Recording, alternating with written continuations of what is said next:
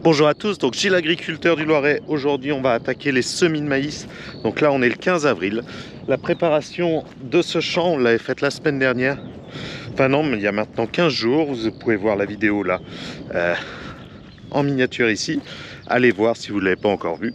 Et là on va essayer de semer dessus. On a parfaite préparation complémentaire. Voilà le sol. Et quand on retravaille un petit peu, on retrouve bien notre terre fine et surtout de la fraîcheur. Donc certes c'est un petit peu motteux au-dessus, mais de la bonne motte.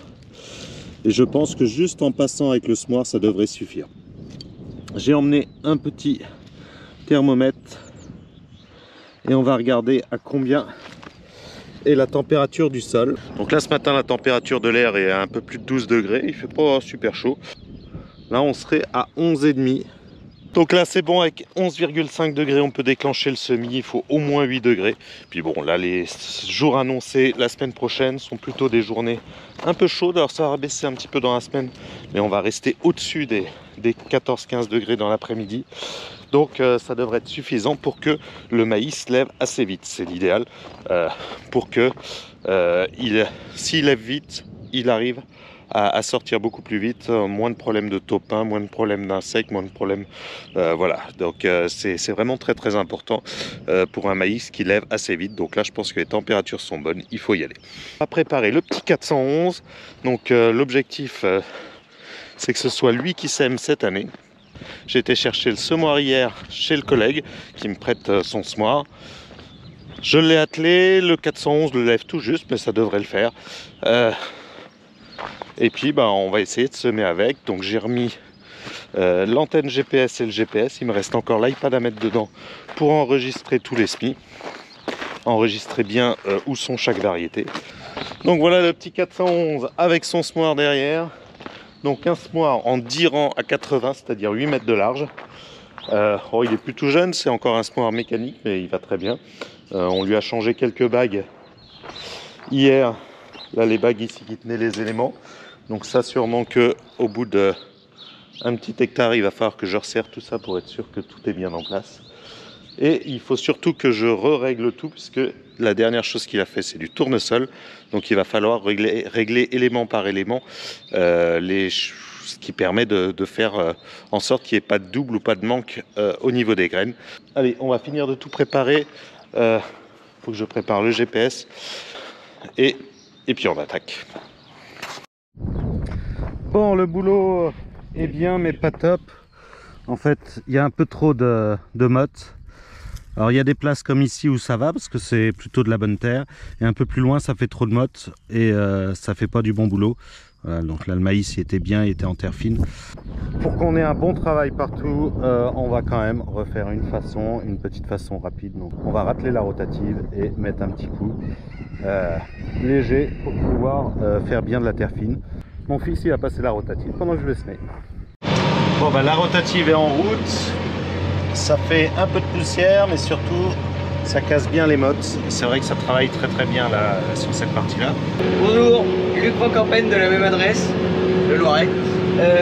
Aujourd'hui, semis de maïs. Donc on devait commencer par semer directement sur la préparation que Lubin et le père ont fait. Mais donc du coup ça faisait trop de mottes et ça s'implantait pas parfaitement. Donc du coup là ce qu'on a fait, c'est qu'on a attelé la rotative et on repart avec un coup de rotative. En plus du coup de celle-ci, du coup d'agrisem et du coup de rouleau. Et là ça fait un très bon travail, beaucoup moins de mottes, plus de terre fine. Donc parfait. Et après directement on va se mettre dessus. On va voir ce que ça donne, mais normalement ça devrait être top. Là je suis en train de remplacer Luc pendant le repas. Donc lui il est parti manger, moi je viens de finir de manger. Et donc ça fait du super bon boulot à la rotative. On va aller jeter un petit coup d'œil sur ce que ça donne dehors, mais ça, hop. Voilà, là on voit bien la terre fine. Alors on va perdre une partie de la fraîcheur, on va dire. Après le semoir il va rappuyer, mais on va quand même être beaucoup plus aéré. Il y a plus de terre fine, donc c'est mieux. Le sol terre graine va être bien meilleur. Néanmoins là on va perdre quand même pas mal de fraîcheur, donc tout va dépendre du temps qu'il va y avoir après. Je pense que c'est quand même la bonne opération, parce que là c'était vraiment trop motteux à côté. Allez, on continue parce que si je veux pouvoir semer tout le maïs ce week-end, il faut que je me dépêche.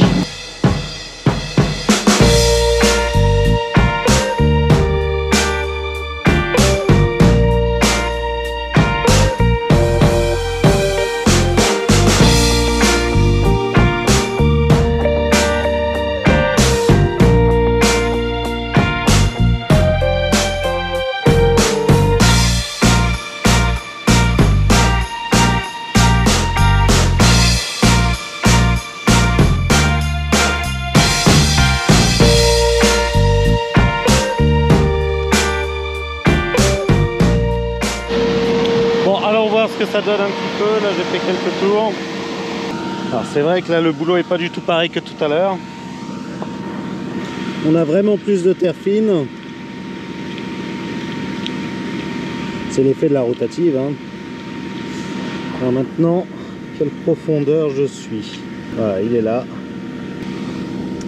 Donc il est peut-être un petit peu profond. Ouais, il est un petit peu profond, il faudrait qu'on le rebaisse un petit peu maintenant que j'ai passé la zone avec beaucoup de cailloux. Ouais, là c'est un petit peu creux. Alors c'est bien dans la fraîcheur, pas de souci. Donc ça devrait germer. Par contre le relever un petit peu, il va plus bénéficier de la chaleur. Donc il faut trouver le juste milieu entre les deux. Allez, je relève un tout petit peu. Je relève de un petit cran. Ça y est, je viens de faire 1 hectare, un peu plus d'1 hectare. Là on va vérifier le serrage des bacs des éléments du fond, puisque on a fait des changements, on a changé les bagues il y a quelques jours, et donc je veux voir si elles ont bien tenu et si tout est bien serré.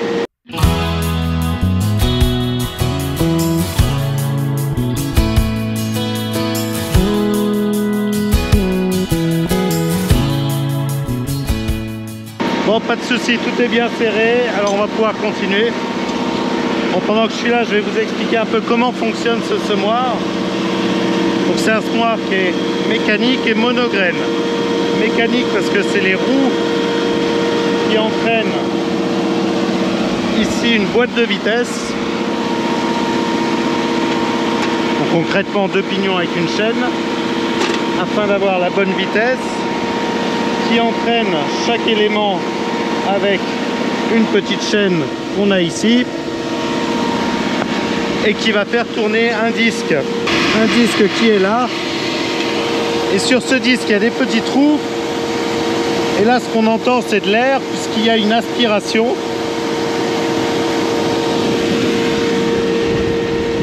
Là-haut la turbine aspire de l'air par les trous, et donc ça vient prendre graine par graine dans un trou et ça vient le faire tomber les uns derrière les autres. Donc là, avec mes éléments à 80 cm,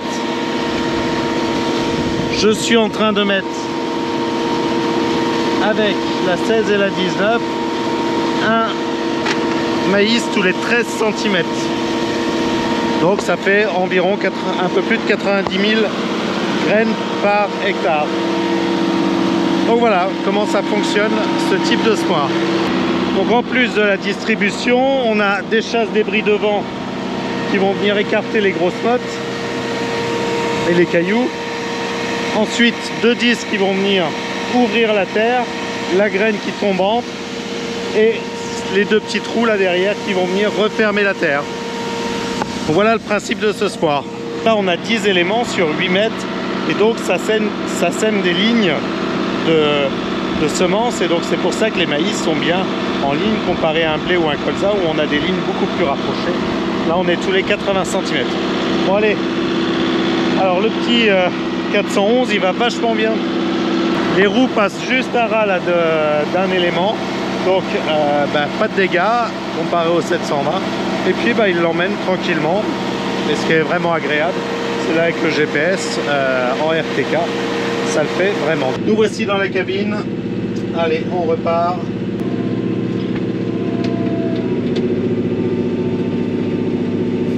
Donc là on roule à 5,5-6 à l'heure. Donc ça fait déjà du boulot parce qu'on arrive à faire facilement en instantané du 4-5 hectares à l'heure, donc ce qui est très bien. Donc là j'ai fait 1,4 hectare sur la pièce qui fait 11 hectares. Donc ça se passe très très bien. Donc là, le GPS permet de guider et là l'iPad permet de mettre exactement là où il y a toutes les semences. Donc là par exemple c'est du DKC 4069. Dès que je vais passer avec une autre variété, après c'est du Pioneer 9234. Donc dès que je vais passer sur une autre variété, je vais le changer ici, ça va me le marquer et ça va me permettre de bien savoir où est chaque variété dès qu'on sera au moment de la récolte pour pouvoir voir les différences. Et ce que je vais faire tout à l'heure, c'est que je vais faire une ou deux places avec plusieurs variétés différentes. Alors là il y a un peu d'eau, donc on va faire attention. Voilà le poteau SP, donc ce qu'il y a de bien avec le RTK, c'est que quand on recule, on peut se remettre en guidage et se remettre exactement en face. C'est important pour après, quand on va venir avec la batteuse, pour que ce soit facile à couper, surtout là en 8 mètres. C'est toujours embêtant avec la batteuse parce qu'il peut y avoir deux rangs l'un à côté de l'autre. Autre petite nouveauté là que j'essaye, j'avais un code pour pouvoir essayer le demi-tour automatique. Et ben là j'arrive au bout de la parcelle et vous voyez le petit trait bleu-vert là, c'est le trait qui va prendre pour pouvoir. Donc là je lève, je ralentis et lui hop il va tourner automatiquement. Donc vous voyez, c'est lui qui fait absolument tout, je touche pas le volant. Même sur le demi-tour il va réussir à le faire lui-même.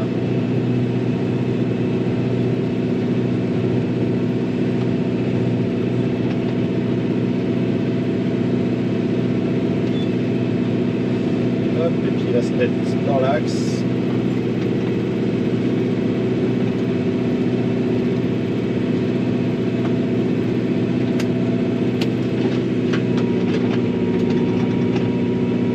Et ben, il est pas mal. Ouais, un petit peu décalé au début. Bon, il arrive même maintenant le GPS à faire les demi-tours. Il faut quand même qu'on appuie sur le bouton pour lever. Mais en théorie, au niveau du guidage, il peut quasiment tout faire maintenant d'un bout à l'autre, puisque là, bien évidemment, c'est le GPS qui gère la partie conduite en ligne droite. Il est bien meilleur que moi. Si je le faisais à l'œil, ce serait un peu dans tous les sens. Lui, il est toujours bien droit. Bon, là, je viens de finir les premiers 5 hectares, donc avec les 10 premières doses. Et là, ce qu'on va faire, là, je viens de vider tous les éléments. Et là, on va remettre une par une chaque variété. On va mettre une dose de chaque variété répartie dans les 10 éléments pour pouvoir faire un aller-retour dans la parcelle et pouvoir faire toute une zone de test des différentes variétés que j'ai. Donc là, cette année, j'ai le premier que j'avais mis du 4069 de chez DKC, après du 4391, après du Pioneer 92. Que je dise pas de bêtises, 9234, du Pioneer 9300 et je vais aussi faire un essai du SI Enermax. L'objectif c'est quoi? C'est de les avoir tous ici, donc de faire concrètement une bande de 10 mètres de chaque variété l'une à côté de l'autre et la même chose après. Donc là je vais avoir à vider 1, 2, 3, 4 fois mon semoir, donc là je l'ai déjà vidé une fois, il me reste 3 fois à le faire et remettre à chaque fois une petite dose. Donc on va faire ça plusieurs fois, enfin les 4 fois pour pouvoir faire notre test de semences. Je viens de faire la première variété, on va en faire une deuxième. Allez, on vide tout, je reprends les gants, le petit seau et puis on vide chaque élément. Donc voilà, je suis en train de faire la dernière variété de mon petit test. Et donc là, vous pouvez voir les lignes de toutes les variétés. Donc ça va permettre, au moment de la moisson, je vais moissonner normalement. Ça va enregistrer pour chaque passage les quintaux, ce que ça donne exactement. Et lorsque un petit peu plus tard, je pourrai refaire le point entre les variétés, exactement les lignes où il y a eu la batteuse, pour voir ce que ça donne. Donc c'est l'intérêt, puisque c'est avec le même outil que j'enregistre mes différentes variétés, le même outil où je vais monitorer le rendement avec la moissonneuse batteuse. Donc voilà, allez, on continue là. J'ai fait 7 hectares. Luc est parti dans la deuxième pièce. Là, il va me rester ouais, un bon hectare dans la pointe. Et puis après, on va repasser à l'autre pièce. Il reviendra faire les fourrières. Et une fois que j'aurai fini là-haut, enfin, on fera ici. Voilà le programme. Bon, ça y est, les 2 champs sont terminés. On vient de rentrer. On va aller mettre le semoir à l'arrêt. Donc, on va le remettre sur sa remorque pour pouvoir l'emmener aux collègues. Et ben ça y est, les maïs 2022 sont terminés. Bon, ben moi je vous dis à samedi prochain pour une nouvelle vidéo. Mettez un petit pouce bleu, abonnez-vous si la vidéo vous a plu. Et puis, ben moi je vous dis à samedi prochain. Allez, à bientôt.